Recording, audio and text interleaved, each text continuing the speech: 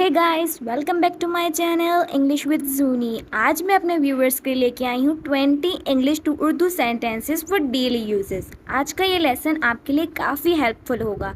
मेरी वीडियो को एंड तक देखिए। Let's start it.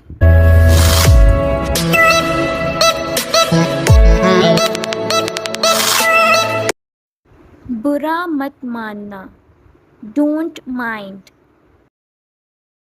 एक सेकंड रुको, wait a second, wait a second. खुदा के लिए, for God sake, for God sec.